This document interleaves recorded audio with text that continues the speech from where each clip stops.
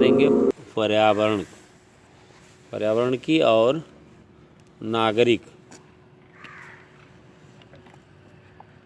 के लिए जितना पर्यावरण दुरुस्त रहना ज़रूरी है, उतना ही नागरिकों को भी पर्यावरण के लिए जागरूक रहना चाहिए। पर्यावरण कोई भी चीज़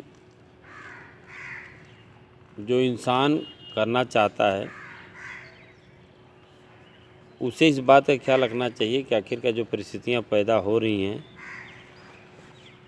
वो क्यों हो रही हैं, उसके प्रति भी उसका चिंतन होना चाहिए, उसके प्रति उसे जागरूक होना चाहिए। एक पर्यावरण है शब्द जिसकी सामान्यतया जो व्याख्या की जाती है उसे भी हमें समझना चाहिए कि दो शब्दों से मिलकर बना है, एक है परि और दूसरा है आवरण। और परि का अभिप्राय होता है चारों ओर, परि का अभिप्राय। आवरण ढका हुआ या घिरा हुआ, ठीक है ना। यह चीज़ें हैं। इस प्रकार से चारों ओर से जो घिरा हुआ है या जो ढका हुआ है वह पर्यावरण के दायरे में है। कुछ चीज़ें समझने की चीज़ें हैं, हम कैसे डिवाइड करें, कैसे विभक्त करें, कैसे समझें किसी चीज़ को। तो सामान्यतया हमें समझने के लिए ज़रूरी है कि एक पहले पृथ्वी पर, एक पृथ्वी के नीचे और एक पृथ्वी के ऊपर, ठीक है ना। तीन चीज़ों, क्योंकि यहाँ आवरण की बात हो रही है, पर्यावरण की बात हो रही है, चारों तरफ की बात हो रही है, तो केवल हम इस पे पृथ्वी पर की चर्चा नहीं करेंगे, पृथ्वी के नीचे भी और पृथ्वी पर भी और पृथ्वी के ऊपर भी इस सब पर असर पड़ता है, ठीक है। जैसे अभी कुछ दिनों पहले एक रिपोर्ट आई है, उससे लोगों को दहशत में होने की ज़रूरत नहीं है, लेकिन फिर भी लोगों के पास जानकारी होनी चाहिए। रिहेंड डैम के आसपास की कुछ एरिया में पृथ्वी के नीचे कंपन की गति शुरू हो गई। कंपन की गति का अभिप्राय है भूकंप की संभावना। अब जिस दिन भूकंप आ गया, थोड़ी देर के लिए मान लो कि रिहेंड डैम टूट गया, तो मारकुंडी के नीचे की सारी एरिया धराशायी, ये सब खत्म। हाँ, हजारों करोड़ साल पहले यहाँ समुद्र था, फिर बह के फिर बराबर हो जाएगा। यह प्रकृति के लिए बहुत ही छोटी बात है, इंसान के लिए बहुत बड़ी बात हो सकती है। ऐसी स्थिति आ गई और इसके चलते इतने सारे लोग मारे गए, विध्वंस हो गया, यह हो गया, वह हो गया, परंतु प्रकृति के लिए बहुत बड़ी बात नहीं है। इसके प्रति अगर हम संवेदनशील होंगे, सतर्क रहेंगे, तो इस तरह की घटनाएं कम होंगी। जैसे जब हम खनन करते हैं, विस्फोट करते हैं, तो निश्चित तौर पर पृथ्वी के भीतर भी कंपन होता है। कंपन होने की स्थिति में जो परतें हैं वो भी दरकती हैं, नीचे ऊपर होती हैं, और परतों के नीचे ऊपर होने का जो क्रम है हमेशा भूकंप की स्थिति बनी रहती है, लेकिन इतना मामूली अंदर परिवर्तन होता है कि इंसान के ऊपर महसूस नहीं होता, परंतु कभी कभी वह जो परिवर्तन है कुछ तीव्र गति से होता है, तो उसे इंसान महसूस करता है, या घर मकान ये ध्वस्त होते हैं, ठीक है ना। और जैसे हमने यहाँ बोरिंग किया, पानी नीचे से निकाला, अब बेतहाशा पानी निकाला, जितनी ज़रूरत थी कहीं उससे कई गुना अधिक। कुछ लोग तो ऐसे होते हैं कि हमारी बोरिंग मेरी मर्जी, पानी निकाले जा रहे हैं। ये हम खूब अच्छी तरह समझ सकते हैं, जान सकते हैं कि जहाँ से कोई चीज़ निकाली जाएगी तो वहाँ वह खाली रहेगी नहीं, वहाँ पे कोई न कोई चीज़ आके उसको फिर भरेगी। अंदर भी कुछ इसी तरह से गतिविधियाँ चलती रहती। ज़्यादातर बोरिंग किया जाना, ज़्यादा पानी निकालना, खनन करना, अनियंत्रित करना, विस्फोट कराना, इससे पृथ्वी के भीतर भी हलचलें बढ़ जाती हैं और उन पृथ्वी के भीतर हुई हलचलों की रिएक्टर पैमाने पर मात्रा जब अधिक होती है तो अब इसको हम खूब अच्छी तरह जान सकते हैं, समझ सकते हैं कि उसे हम भूकंप के नाम से जानते हैं और उसमें जनधन की क्षति हो सकती है। सर जहाँ तक बात है पानी निकालने बोरिंग से, वो पानी निकलेगा तो वहाँ पे स्पेस होगा तो जो मिट्टी वगैरह है उस पर बैठेगी, इसलिए दब जाएगा, जो है धरती दबेगी। इसीलिए लेकिन अगर ये तालाब वगैरह से, नदी वगैरह से निकाले तब तो कोई प्रभाव है नहीं। नहीं, इसमें इनकी भी प्रकृति है। कभी समय मिलेगा तो हम उस पर चर्चा करेंगे जल की प्रकृति किस तरह की होती है। बांध बनाए जाने से भी जो जल का स्वभाव है शीतल होना और जल का स्वभाव है बहना। जल का स्वभाव क्या है? शीतल होना और बहना, ये दो उसका स्वभाव है। जैसे गाय है तो गाय का स्वभाव है चरना, गाय चरती है, पानी बहता है, पानी बहता है, ठीक है ना। यह स्वभाव है, उसके प्रकृति के अनुरूप है। और जब हम उसको रोक देंगे तो आपने देखा होगा कि मछली पानी से ही ऑक्सीजन लेती है, क्योंकि पानी में ऑक्सीजन होती है, मिला हुआ है। और जब हम किसी नदी पर डैम बनाते हैं, उसे रोकते हैं, तो जो ऊपरी हिस्सा है पानी का तो वह तो हिल डुल करके प्रकृति से ऑक्सीजन की मात्रा अपने में बढ़ा लेता है, ठीक है। लेकिन जैसे जैसे नीचे गहराई की ओर हम जाते हैं पानी वैसे वैसे अशुद्ध होता जाता है, क्योंकि वह वातावरण प्रकृति के संपर्क में नहीं है। बात समझ में आई? नहीं आई? अगर हम यह समझें कि जैसे ऊपर का पानी स्वच्छ है, शुद्ध है, साफ़ है, उसी तरह से नीचे का पानी भी शुद्ध और साफ़ है डैम इत्यादि का, तो ऐसा नहीं है, क्योंकि उसमें ऑक्सीजन की मात्रा कम हो जाती है धीरे धीरे। इसीलिए आपने देखा होगा कि जल संयंत्र बनाए जाते हैं पानी की सप्लाई के लिए, तो डैम इत्यादि या कहीं से पानी लाया जाता है तो आपने देखा होगा कि पानी को काफ़ी ऊंचाई तक उछाला जाता है। प्रेशर से पानी को काफ़ी ऊंचाई तक उछालते हैं, तो पानी जब नीचे से काफ़ी ऊपर तक उछलता है तो इस बीच क्या होता है कि उसमें ऑक्सीजन की मात्रा मिल जाती है। अच्छा, पानी के शुद्धिकरण में भी ऑक्सीजन की भूमिका महत्वपूर्ण है। आग को जलाने में भी ऑक्सीजन की मात्रा महत्वपूर्ण है। आग भी बुझाने का काम इसी से करते हैं कि उसके पास जो ऑक्सीजन जा रही है उसको हम रोक लें। आग को ऑक्सीजन नहीं मिलेगी तो आग अपने आप बुझ जाएगी, ये तो पता है। आग को जलाने में ऑक्सीजन की भूमिका, आग को ऑक्सीजन नहीं मिलेगी तो आग क्या करेगी? बुझ जाएगी। इसलिए आपने देखा होगा कि जो ज्वलनशील तरल पदार्थ हैं, जो लिक्विड है, उसमें जब आग लगती है तो उसको बुझाने के लिए फाग का इस्तेमाल किया जाता है। फाग या झाग कह सकते हो, साबुन लगाते हैं झाग निकलता है, फाग या झाग का इस्तेमाल करते हैं। क्यों इस्तेमाल करते हैं? कि जब वह जाएगा तो चारों तरफ से घेर लेगा और उसे ऑक्सीजन आग को नहीं मिलेगी। जब आग को ऑक्सीजन नहीं मिलेगी तो आग अपने आप बुझ जाएगी। बुझाने का तरीका, पर्यावरण में ऑक्सीजन की ज़रूरत अत्यधिक है और यहाँ तक हम लोग जान सकते हैं, समझ सकते हैं कि ऑक्सीजन के अभाव में इंसान भी कुछ ही क्षणों में दम तोड़ देगा, ठीक है। अभी दिल्ली का जो स्मॉग था, प्रदूषण, पराली इत्यादि वगैरह जलाने से जो पैदा हुई, तो उसके लिए भी माननीय सर्वोच्च न्यायालय ने केंद्र सरकार से यह पूछा क्या ऐसा हो सकता है कि बारिश कराई जा सकती है इस एरिया में। यहाँ पर पॉल्यूशन है, जहाँ अत्यधिक प्रदूषण है वहाँ पर क्या क्या करते हैं। आपने देखा होगा कि पेड़ पौधों के ऊपर भी जब धूल या विविध प्रकार की चीज़ें जम जाती हैं, जब बारिश होती है सब कुछ धुल जाता है, ठीक है ना।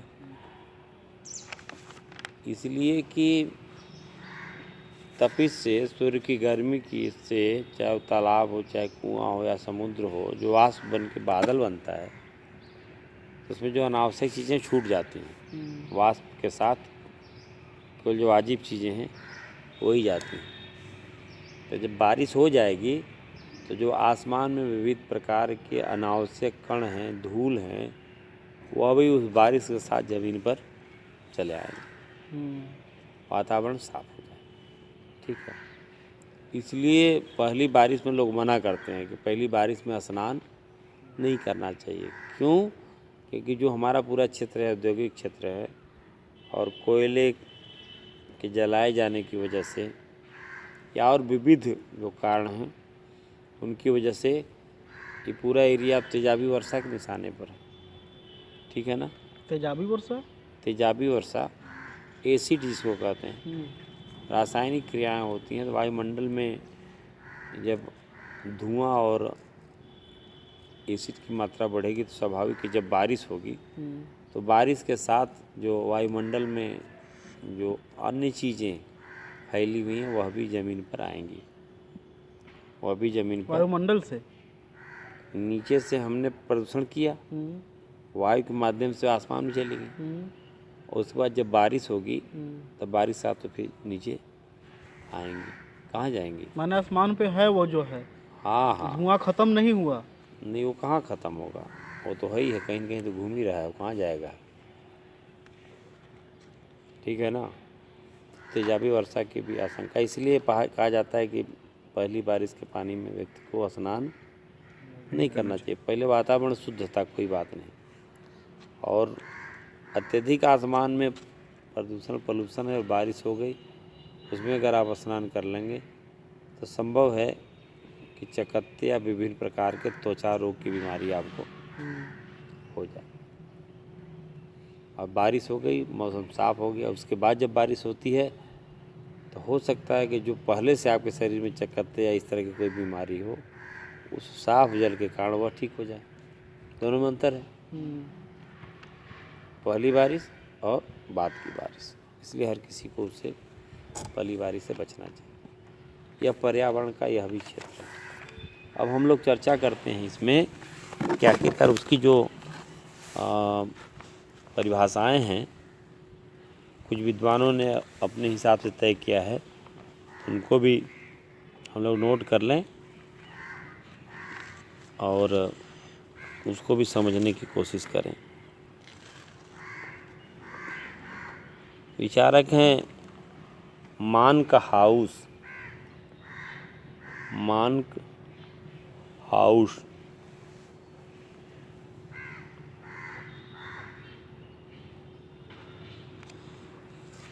इन्वर्टेड कामा में लेंगे कोई जीव, कोई मनुष्य,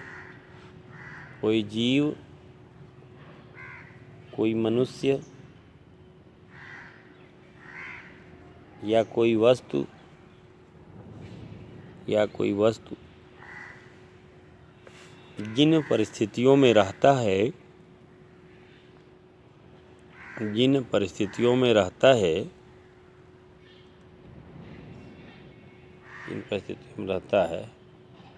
उन बाह्य दशाओं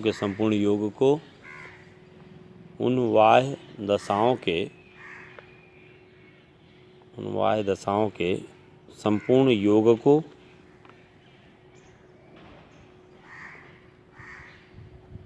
पर्यावरण कहते हैं।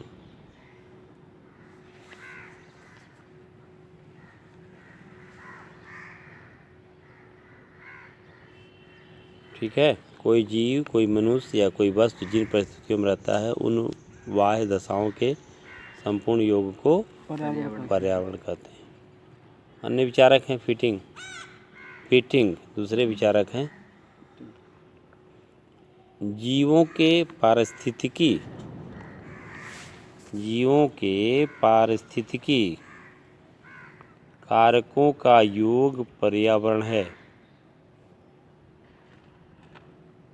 जीवों के पारिस्थितिकी कारकों का योग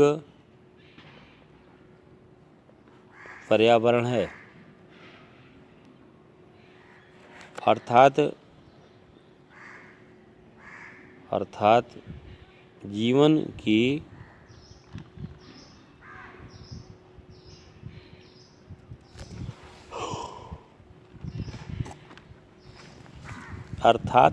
की पारिस्थितिकी के समस्त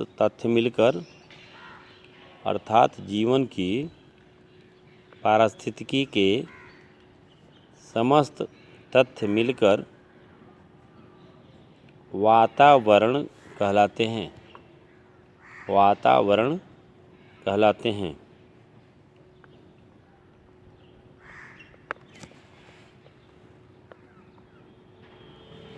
टांसले विचारक हैं। टांसले प्रभावकारी दशाओं का वह संपूर्ण योग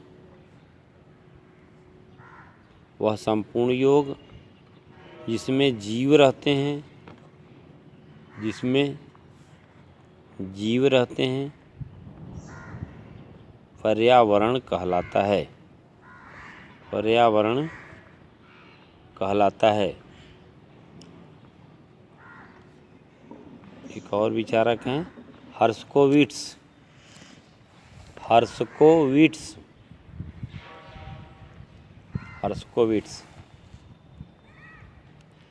पर्यावरण उन सब बाहरी दशाओं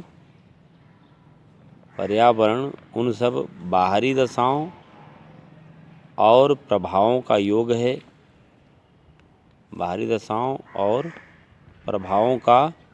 योग है। जो प्राणी के जीवन और विकास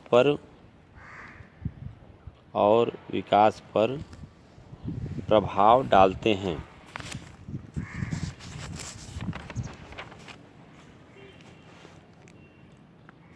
विचारक हैं रॉस। विचारक का नाम है रॉस। पर्यावरण कोई भी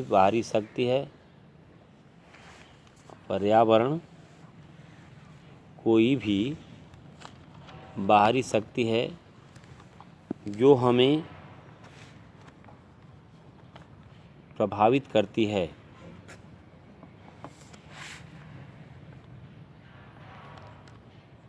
गिसबर्ट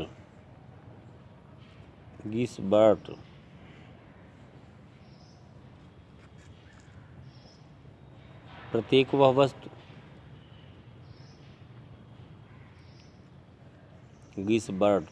वह वस्तु जो किसी वस्तु को चारों ओर से घेरती एवं उस पर प्रत्यक्ष प्रभाव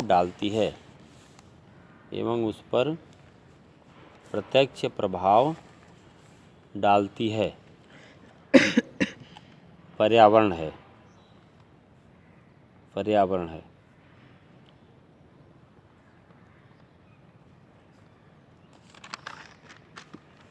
मैकाइवर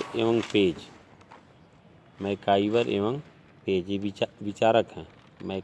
मैकाइवर एवं पेज एक हैं कि दो? एक ही में दो। जीवन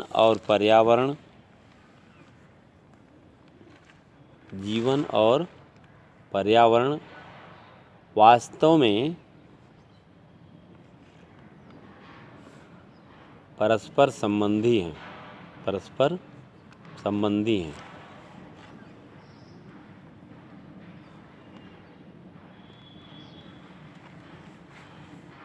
ठीक है, तो हम पर्यावरण प्रदूषण की चर्चा करने के पहले हम केवल पर्यावरण की चर्चा करते हैं कि पर्यावरण का स्वरूप क्या है।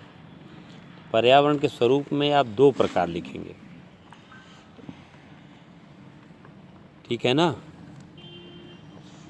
पर्यावरण के प्रकार में दो, एक नंबर एक प्राकृतिक पर्यावरण और दूसरा है सांस्कृतिक पर्यावरण।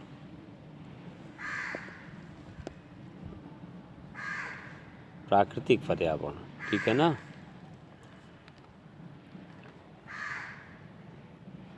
प्राकृतिक पर्यावरण,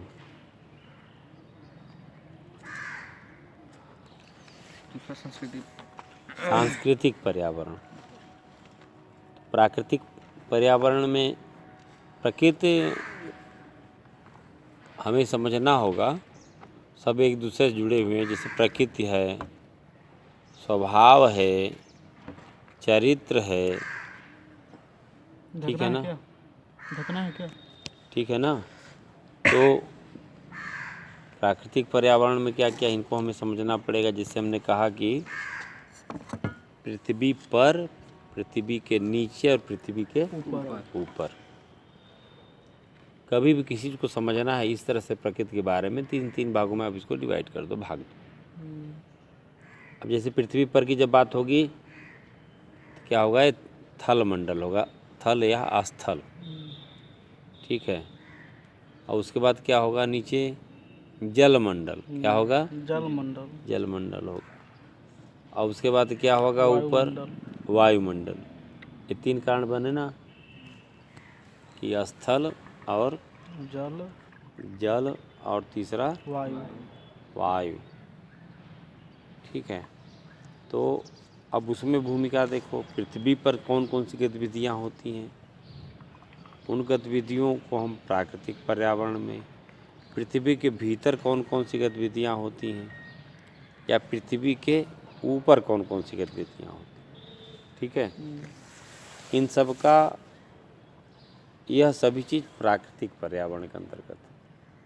किसके अंतर्गत है, प्राकृतिक पर्यावरण के अंतर्गत। थल पर क्या क्या है भाई, भौगोलिक स्थितियाँ जो हम सामने देख रहे हैं, तालाब है, नदी है, नाले हैं, पहाड़ है, पर्वत है, पठार है, ये सब क्या है, पृथ्वी के ऊपर है, पृथ्वी पर है, यही ना। मिट्टी है, प्राकृतिक वनस्पति है, वन्य जीव हैं, सूक्ष्म जीवाणु हैं, ये सब क्या है, पृथ्वी पर है। और इनकी उत्पत्ति कैसे होती है, स्वाभाविक रूप से प्रकृति द्वारा। कैसे होती, स्वाभाविक रूप से प्रकृति, हाँ, प्रकृति द्वारा। अब बार बार इन बातों की चर्चा होती है, चाहे हमारे वेद हों, चाहे उपनिषद हो, चाहे पुराण हो, सब में क्या कहा जाता है कि हमें कैसा होना, हमें प्रकृति के अनुरूप होना चाहिए। जैसी प्रकृति है उसके साथ चलना चाहिए। व्यवस्था क्यों बिगड़ी, हम प्रकृति के विपरीत चलने लगे, कृत्रिम व्यवस्था में चलने लगे, प्रकृति के विपरीत चलने लगे। इसलिए अव्यवस्था में पहले हमें समझना होगा कि प्राकृतिक पर्यावरण क्या है। तो इसमें भौगोलिक स्थितियाँ जैसे मिट्टी, वनस्पति, वन्यजीव, सूक्ष्म जीवाणु, ये सब प्रकृति, ठीक है। नंबर 2, सांस्कृतिक पर्यावरण। सांस्कृतिक पर्यावरण जैसे आपने पढ़ा होगा कि गेहूं बनाम गुलाब, पढ़ा है, किसने लिखा था इसको, पंडित बेचन शर्मा, क्या राहुल सांकृत्यायन, हाँ, राहुल सांकृत्यायन ने लिखा था इसको, ठीक है। तो गेहूं किसका प्रतीक है, भूख का, अन्न का ना, अर्थ का। और गुलाब संस्कृति का प्रतीक है। कोई भूखा हो, उसको खाना खिलाने के बजाय उसको आप गुलाब का फूल दे दो, कहो शुभ हो इसको। उसकी सुगंध की जरूरत कब है, जब उसका पेट भरा हो, जब इंसान का पेट भरा हो। और इंसान का पेट अगर खाली है तो उससे भी कुछ भी कहोगे तो उससे अच्छा। संस्कृति की बात वहाँ आती है जहाँ पहले लोगों की भूख मिटी हो, सभ्यता संस्कृति वहीं है। और जहाँ पर भूख नहीं मिटी है वहाँ अगर हम कोई संस्कार की बात करते हैं, किसी प्रकार की संस्कृति की बात करते हैं, तो उसे उसका ध्यान नहीं जाएगा। इसलिए आवश्यक है कि पहले व्यक्ति की भूख मिटनी चाहिए, उसके बाद क्रम आता है किसका, संस्कृति का। इसी प्रकार से सांस्कृतिक पर्यावरण, सांस्कृतिक पर्यावरण में कौन कौन सी चीज़ें आएंगी, कौन क्या करता है। ये जो मानव है अपने ज्ञान विज्ञान बुद्धि और प्रयत्नों से, ठीक है ना, जिस पर्यावरण का निर्माण मानव अपने ज्ञान विज्ञान बुद्धि एवं प्रयत्नों से करता है, वही सांस्कृतिक पर्यावरण है। ठीक है। और कैसे होता है, देखो उदाहरण में क्या है, क्या क्या करता, उसमें परिवर्तन भी कर देता। खेती करना ज़मीन पर, खनिज पदार्थ निकालना ज़मीन पर या उसके नीचे, और ज़मीन पर यातायात के साधनों का निर्माण करना, और क्या है, नहरों का निकालना, बस्तियां बसाना, उद्योग स्थापित करना। ये क्या करता है, मनुष्य अपने ज्ञान विज्ञान बुद्धि एवं प्रयत्न से करता है ना। इससे जो स्थितियां बनती हैं उसको हम सांस्कृतिक पर्यावरण के तहत रख सकते हैं। और इसके आगे क्या होता है, सांस्कृतिक पर्यावरण मानव अपनी पीढ़ी को क्या करता है, स्थानांतरित कर देता है। क्या करता है, स्थानांतरित करता है। जितना जो कुछ हो रहा है, जो आने वाली पीढ़ी है उसी क्रम में आगे बढ़ जाती। ठीक है ना। ये दो विभाजन रहा पर्यावरण का, प्राकृतिक पर्यावरण और सांस्कृतिक पर्यावरण। ये तो पर्यावरण की बात हो गई, किस तरह से बनाता है। ये पॉजिटिव हो गया, सकारात्मक हो गया। लेकिन अब हम लोगों को देखना है कि इंसान भगवान बनने की कोशिश में क्या कर दिया, हैवान बन गया। और यह जो हमारा पर्यावरण है जिसकी हम बात कर रहे हैं कि हमारी प्रकृति भी ठीक रहे, हमारी संस्कृति भी ठीक रहे, परंतु वह ठीक होने के बजाय धीरे धीरे लगातार बिगड़ती ही जा रही है, जो काफ़ी गंभीर संकट है। हम अभी आप क्या सोचते हैं कि जितना भी हमारा जगह है उसको हम पक्का बनवा लें, घर बना लें, किराए पे दे दें, उसका पूरा इस्तेमाल करें। और ऑक्सीजन के लिए हम निर्भर होते हैं कि जो बगल में पेड़ है दूसरे के घर में, उससे हमें ऑक्सीजन मिले, ऐसा। तो हम अपने ऑक्सीजन की व्यवस्था भी किससे करते, पड़ोसी से करते। किससे करते, पड़ोसी से। यह बात मुझे भी समझना चाहिए कि जो चीज़ हम कर रहे हैं वही काम पड़ोसी भी तो कर सकता है। तो जहाँ वृक्षों का जंगल होना चाहिए वहाँ पर क्या हो गया, कंक्रीटों का जंगल हो गया। क्या हो गया, कंक्रीटों का जंगल हो गया। और इन कंक्रीट के जंगलों से केवल आफत ही बुलाई जा सकती है, आफत। ठीक है। उदाहरण के तौर पर अगर भूकंप भी आता है तो अगर झोपड़ी है, उसमें टटरा है, बांस है, बल्ली है, भूकंप आता है, अगर वह झोपड़ी गिर भी जाती है तो हो सकता है कोई उससे दब करके घायल हो जाए, मरने से बच जाए। परंतु जो ये बड़ी बड़ी बिल्डिंगें हैं, जब भूकंप आएगा गिरेंगी तो बचने के चांसेस है ही नहीं, कम की बात है, छोड़िए, कम है। ठीक है ना। इसको किसने बनाया, इंसान ने खुद बनाया। सर भूकंप से बचने के लिए कोई यंत्र लगाया जाता है मकान पे ना। क्या करेगा, यंत्र ही बताएगा कुछ समय पहले कि पृथ्वी के भीतर क्या गतिविधियाँ हैं, उसके बारे में आपको अवगत कराएगा।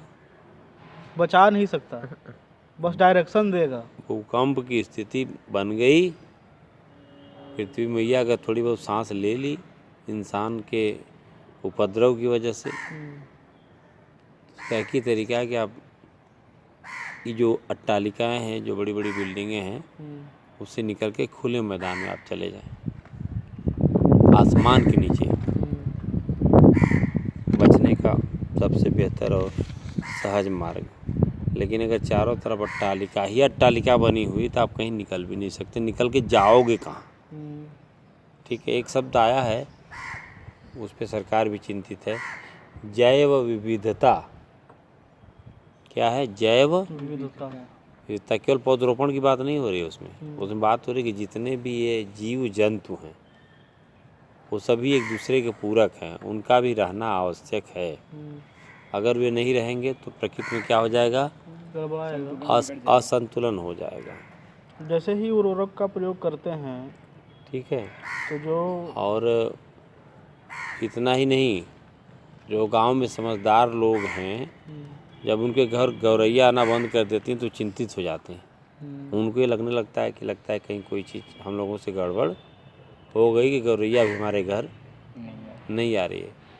ये जो प्राकृतिक चीज़ें हैं ये संतुलन को बनाए रखते हैं, और इसमें जहाँ डिसबैलेंस, जहाँ थोड़ी सी भी विसंगत पैदा हुई, समस्या खड़ी हो जाती है। और यहाँ इंसान क्या करता है, पूरा का पूरा चिकना बनवा दे रहा है, पूरा न जाने कौन सा क्या आता है वो टाइल्स वगैरह लगा करके, एक बूंद पानी भी नीचे ज़मीन में नहीं जा रहा है। ठीक है। दूसरी तरफ क्या करते हैं कि जिंदा रहने के लिए पानी चाहिए, पानी के लिए छटपटा रहे हैं, और उसके लिए कोई तैयारी पहले से दूसरा कोई पानी स्टोर करे, उससे हमें मिले, हम स्टोर करें, दूसरे को मिले, ईश्वर किसी को चिंता नहीं है। इस तरह की विविध प्रकार की स्थितियाँ बनी हैं। हम चर्चा करते हैं कि आखिरकार ये पर्यावरण की अभी हमने चर्चा की है क्या, पर्यावरण का प्रकार क्या है।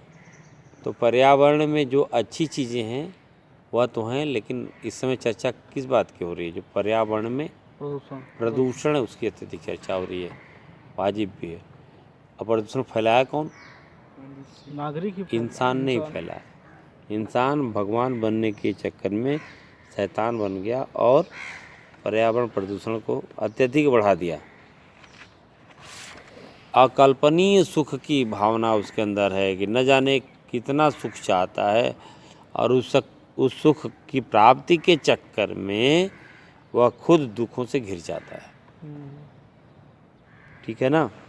तो हम पर्यावरणीय प्रदूषण पर चर्चा करेंगे कि आखिरकार प्रमुख रूप से क्या क्या है। इसमें हम अन्य जो कारक है उस पर भी चर्चा करेंगे। कुछ चीज़ें जो व्यवहारिक हैं, संयुक्त राष्ट्र संघ में जनसंख्या को लेकर के चिंता व्यक्त की गई।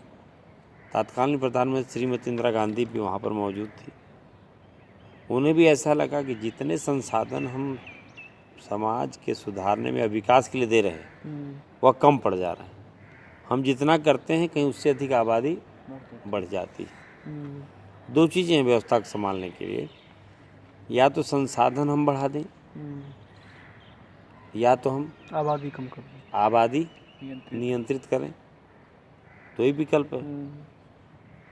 अन्यथा अगर आबादी नियंत्रित नहीं होगी, आबादी अनियंत्रित है, तो जितने भी हमारे संसाधन है क्या हो जाएंगे? कम हो जाएंगे, कम पड़ जाएंगे। क्या हो जाएंगे? कम पड़ जाएंगे। और हम क्या करेंगे कि जो हमारे प्राकृतिक संसाधन हैं उनका हम सदुपयोग करने के बजाय क्या करेंगे? दुरुपयोग करेंगे। और जब दुरुपयोग करेंगे तब वही सृष्टि पर अस्थिरता की स्थिति पैदा होगी, संकट पैदा हो जाएगा, इंसान खुद खतरे में पड़ जाएगा।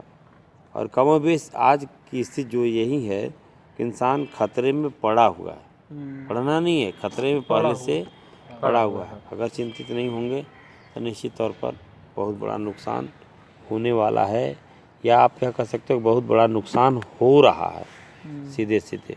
जैसे उदाहरण के तौर पर हिंदुस्तान आज़ाद हुआ 15 अगस्त 1947 को 35 से 40 करोड़ आबादी थी। 2017 में करीब 130 करोड़ आबादी। इंसान पैदा हुआ, वृद्धि हुई, स्वाभाविक है कि उसे मकान रहने के लिए मकान बनाना होगा। तो जिस खेत में वो खेती करता था अब उस खेत में क्या बनने लगा? घर मकान। खेती की ज़मीन कम हुई कि नहीं हुई? हो गई। दूसरी तरफ इंसान की जब वृद्धि हुई तो खेती करने के लिए उसको ज़मीन चाहिए, तो क्या करेगा? वही पेड़ पौधे काटेगा, जंगल काटेगा, वन काटेगा। तो जब जंगल काटेगा उस पर खेती करेगा तो जो जंगल कटेगा उससे ऑक्सीजन मिल रही तो उसकी मात्रा क्या हो गई? कम हो गई। ऐसा क्यों हुआ? ऐसा इसलिए हुआ कि आबादी लगातार बढ़ती गई। दो चीज़ें हैं किसी को, परिवार नियोजन में एक थ्योरी चलती है। परिवार नियोजन की जो व्यवस्था है हमारे यहाँ उसमें यही है कि जब गार्जियन माता पिता को यह आभास हो जाएगा कि जो बच्चा जन्म लिया है सुरक्षित रहेगा, तो दूसरे और बच्चे पैदा ना नहीं करेगा। हम्म, नियंत्रण के लिए कुछ सिद्धांत ऐसे हैं जिसको बखूबी समझना चाहिए, और जहाँ पर यह संशय है कि जितने बच्चे पैदा होंगे उतना ही अच्छा रहेगा, क्योंकि इसमें न जाने कितने बचेंगे या कितने हाँ मरेंगे। पहले ऐसा होता ही था। एक एक माताएं बने होती थी जो पता लगता था कि 1.5 दर्जन संतानें उत्पन्न होती थी। उसके मूल में यही था। गांव में हैजा आ गया तो पूरा गांव के गांव साफ हो जाता। हम्म, टीबी आने के बाद टीबी नामक बीमारी का लोग नाम लेना शुरू कर दिए, नहीं तो टीबी का नाम हैजा लेते ही नहीं थे।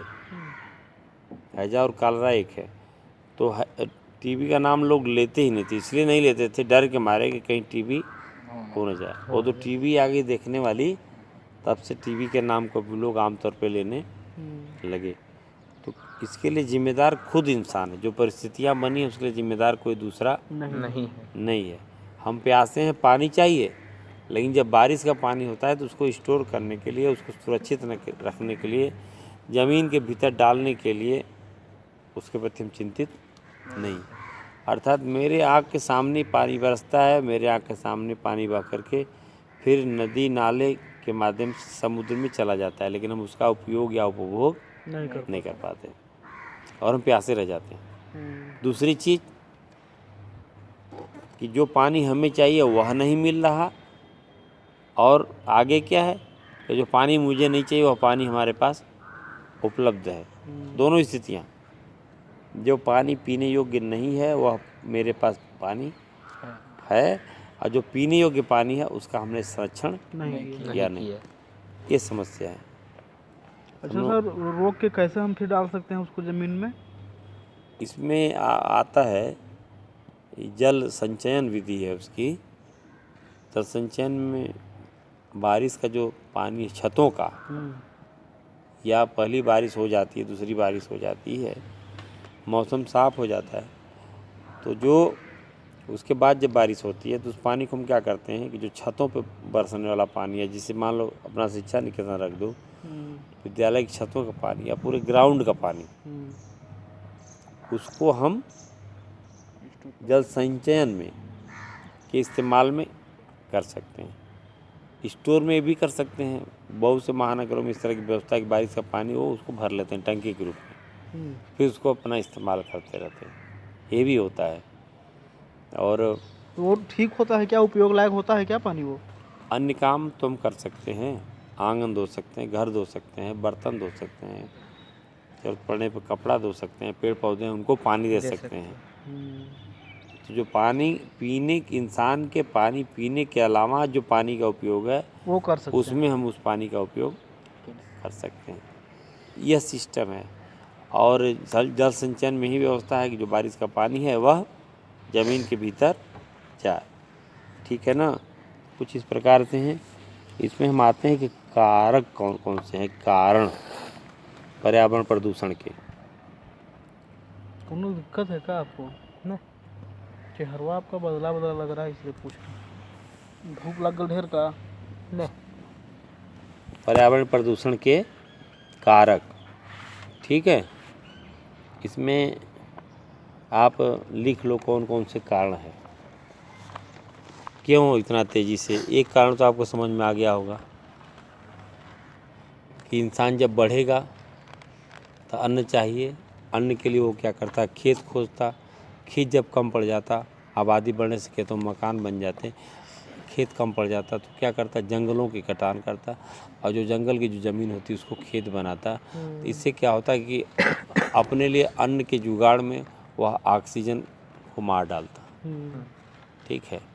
अन्न के अभाव में हम कुछ दिनों जिंदा रह सकते हैं, ऑक्सीजन के अभाव में जिंदा नहीं रह सकते, परंतु बढ़ती हुई आबादी की वजह से कमोबेश स्थिति इसी तरह से हो रही है। नंबर 1 में लिखिए इसमें कि कौन कौन से प्रमुख कारक हैं, कारण हैं, कौन कौन से पर्यावरण प्रदूषण के तत्व हैं।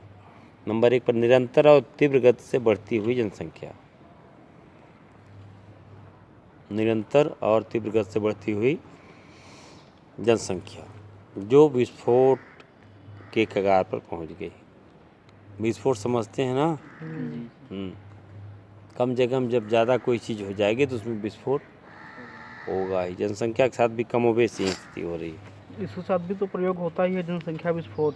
जनसंख्या विस्फोट एक शब्द है, उसकी वजह यही है कि जो क्षमता है जिस एरिया की, जिस क्षेत्र की, उस क्षेत्र में जब जनसंख्या ज़्यादा हो जाती है तो स्वाभाविक है वो अपनी ज़रूरतों को पूरा नहीं कर पाएगी और छटपटा के जान हाँ चली जाएगी उसकी। नंबर 2, औद्योगिकीकरण और नगरीकरण। एक तो बढ़ती जनसंख्या हो गया महत्वपूर्ण कारक में।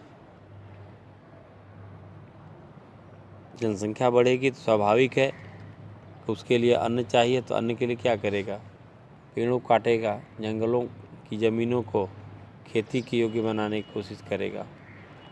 तो ये बढ़ती हुई जनसंख्या सबसे ज़्यादा खतरनाक है। नंबर 2 में औद्योगिकीकरण और नगरीकरण।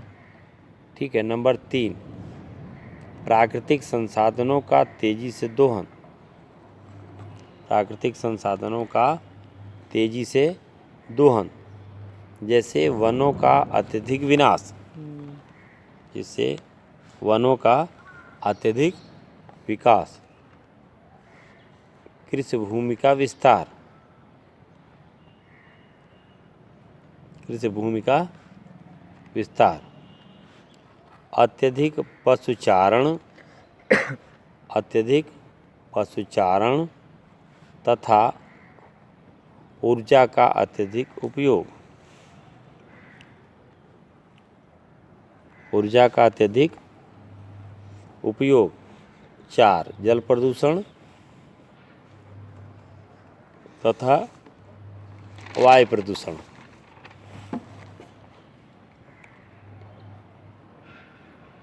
जल प्रदूषण तथा वायु प्रदूषण। 5वां, कृषि में नए नए कीटनाशियों का, कृषि में नए नए कीटनाशियों का आवश्यकता से अधिक उपयोग, आवश्यकता से अधिक उपयोग। ठीक है। ये सब चीज़ें किससे जुड़ी हुई हैं? प्रदूषण से। प्रदूषण से तो जुड़ी हुई हैं।